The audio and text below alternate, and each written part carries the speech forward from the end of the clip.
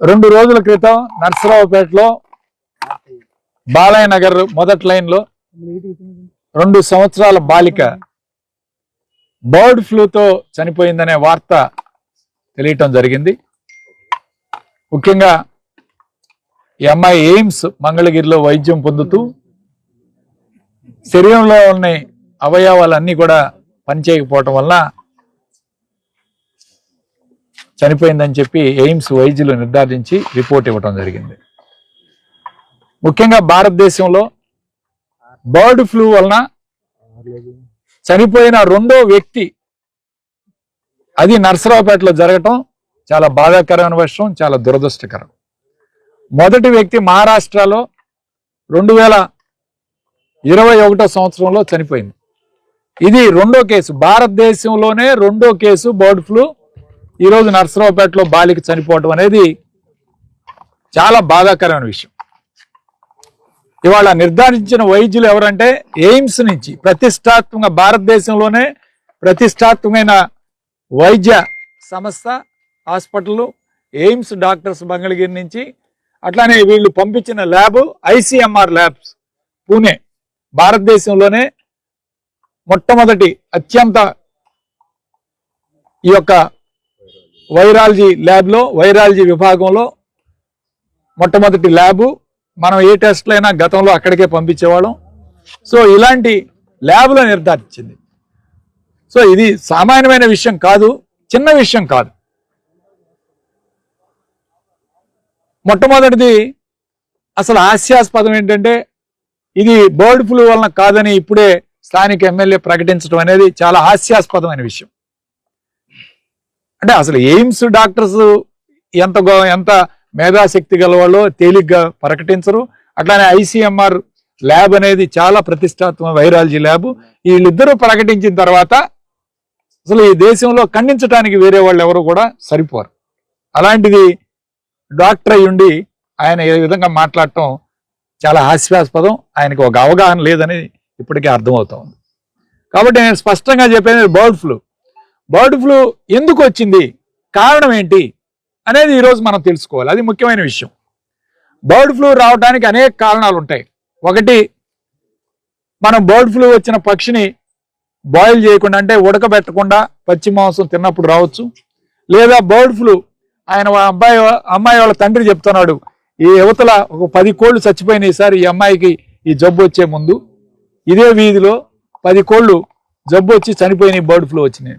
ఆ వాటి నుంచి వచ్చే ఉమ్మి కానీ, లాలాజయం కానీ, లేకపోతే సెక్రిషన్స్ ఏవైనా ఆ అమ్మాయి చేతులకు దాకినా, ఆ అమ్మాయి పొరపాటున వాటితో భోంచేసినా లేదా ముక్కు తుడుచుకున్నా ఈ యొక్క బర్డ్ ఫ్లూ వచ్చే అవకాశం ఉంది.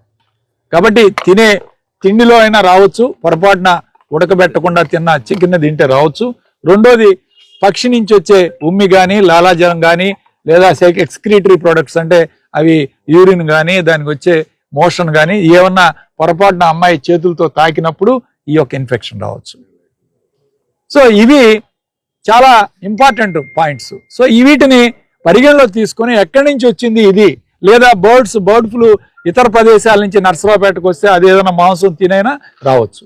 ఈ ఎలా వచ్చింది, సోర్స్ ఆఫ్ ఇన్ఫెక్షన్ అనేది తెలుసుకోవాలి. మొట్టమొదటిది, ఆల్రెడీ మన రాష్ట్రంలో ఈరోజే 6 జిల్లాలని బర్డ్ ఫ్లూ ఇన్ఫెక్షన్ సెంటర్లుగా డిక్లేర్ చేశారు. మొట్టమొదటిది east Godavari, west Godavari, Eluru, Kakinada, NTR జిల్లా అండ్ కర్నూలు జిల్లా, 6 జిల్లాలని డిక్లేర్ చేశారు. ఈ ఇన్ఫెక్షన్ సెంటర్స్ నుంచి బర్డ్స్ వచ్చి, అంటే అక్కడి నుంచి వచ్చిన కోళ్లను తీసుకొచ్చి ఎక్కడైనా ఇతర ప్రదేశాల్లో తీసుకొచ్చి అమ్మితే వాటి నుంచి రావచ్చు. ఇన్ఫెక్షన్ సెంటర్స్ గా డిక్లేర్ చేశారు ప్రభుత్వం, అట్లానే సెంట్రల్ గవర్నమెంట్ కూడా డిక్లేర్ చేయడం జరిగింది. సో ఈ సెంటర్స్ నుంచి ఏదైనా పక్షులు వచ్చి ఇక్కడ ఏదన్నా మనం పొరపాటున అవి తిన్నా రావచ్చు, లేదా ఈ ప్రాంతంలో కూడా ఉండొచ్చు. ఈ 2 కారణాలు కూడా పర్యవేక్షణ చేయాల్సిన అవసరం ఉంది. అట్లానే నేను ఇప్పుడు కోరుతా ఉన్నాను, ఒకటే డిమాండ్ చేస్తూ ఉన్నాను. ముఖ్యంగా ఇప్పుడు పక్షులు చచ్చిపోతేనే మీరు 6 జిల్లాలు ఇన్ఫెక్షన్ సెంటర్గా డిక్లేర్ చేశారు. ఇక్కడ మనిషి ప్రాణం పోయింది, ఒక పాప చనిపోతే ఈ జిల్లాను ఎందుకు మీరు డిక్లేర్ చేయరు? ఒక ఇన్ఫెక్షన్ సోర్స్ గా, సెంటర్ గా ఎందుకు డిక్లేర్ చేయట్లేదని ఈరోజు గవర్నమెంట్ నేను అడుగుతా ఉన్నాను. ఈరోజు మీరు పక్షులు చనిపోతే 6 జిల్లాలు డిక్లేర్ చేశారు, మనిషి చనిపోతే, ఒక మనిషి ప్రాణం పోతే ఈ జిల్లాని ఒక ఇన్ఫెక్షన్ సెంటర్ గానో లేకపోతే సర్వేలెన్స్ సెంటర్ గానో ఎందుకు మీరు డిక్లేర్ చేయటం లేదు అనేది నా మొదటి ప్రశ్న. రెండోది, గతంలో వాలంటీర్లు పనిచేశారు. వాలంటీర్లు పనిచేసినప్పుడు ప్రతి ఇంటికి సర్వేలెన్స్ జరిగేది, ప్రతి గడపకు కూడా వాలంటీర్లు వచ్చారు. మరి కోవిడ్లో 29 సార్లు వాలంటీర్లు ప్రతి గడప తొక్కి జ్వరం ఉందా లేదా అని సర్వేలెన్స్ చేశారు. ఈ రోజు ఆ సర్వేలెన్స్ లోపం ఉంది. ఈ ప్రభుత్వం వాలంటీర్ వ్యవస్థను ఎప్పుడైతే పక్కకు పెట్టిందో ఇంటింటికి వచ్చేవాళ్ళు లేరు, ఇంటింటికి వచ్చి సర్వేలెన్స్ చేసేవాళ్ళు లేరు. జ్వరం వచ్చిందా, మీ పాపకి ఏదైనా దగ్గుందా, జలుబుందా అని అడిగేవాళ్ళే లేరు అని చెప్పి ఈరోజు నేను గట్టిగా ఈరోజు మాట్లాడుతున్నాను. ఎందుకంటే వాలంటీర్లు ఎప్పుడైతే తీసేశారో సర్వేలెన్స్ జరిగే కార్యక్రమం జరగట్లా సరిగ్గా. ప్లస్ మూడోది, ఈ యొక్క medical department, medical and health department పూర్తిగా నిర్వీర్యం చేసింది ప్రభుత్వం. ప్రభుత్వ హాస్పిటల్లో డాక్టర్లు లేరు, ప్రభుత్వ హాస్పిటల్స్లో మందులు లేవు, ప్రభుత్వ హాస్పిటల్స్లో వైద్యం అందట్లేదు. ఈరోజు అట్లానే ప్రైవేట్ హాస్పిటల్స్కి ఆరోగ్యశ్రీని పూర్తిగా నిర్వీర్యం చేసే కార్యక్రమం చేశారు. దాదాపు 3,500 కోట్లు పెండింగ్ పెడితే ప్రైవేట్ హాస్పిటల్స్ లో కూడా ఈరోజు ఆరోగ్యశ్రీ సేవలు నడవట్లేదు.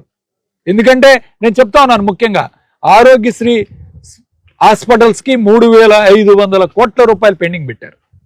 వాళ్ళందరూ కూడా రేపు 7వ తారీఖు నుంచి, అంటే ఏప్రిల్ ఈ నెల 7వ తారీఖు నుంచి మేము సేవలన్నీ బంద్ చేస్తున్నామని డిక్లేర్ చేశారు.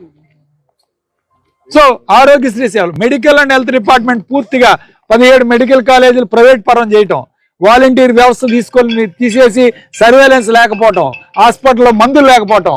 ఈరోజు మెడికల్ అండ్ హెల్త్ డిపార్ట్మెంట్ ఒక్కరైనా స్థానిక ఎమ్మెల్యేలు వీళ్ళందరూ వచ్చారు, కానీ ఈరోజు మినిస్టర్ గారు ఏం చేస్తున్నారు, హెల్త్ మినిస్టర్ ఏం చేస్తున్నాడు ఈరోజు నేను ప్రశ్నిస్తున్నాను. ఈ రాష్ట్రంలో కాదు దేశంలోనే 2వ చావు అయితే బర్డ్ ఫ్లూ గురించి కనీసం మినిస్టర్ ఇంతవరకు ప్రిన్సిపల్ సెక్రటరీని కానీ హెల్త్ డిపార్ట్మెంట్ మినిస్టర్ కానీ కనీసం వచ్చి ఈ యొక్క ప్రదేశాన్ని ఈరోజు పరిశీలించి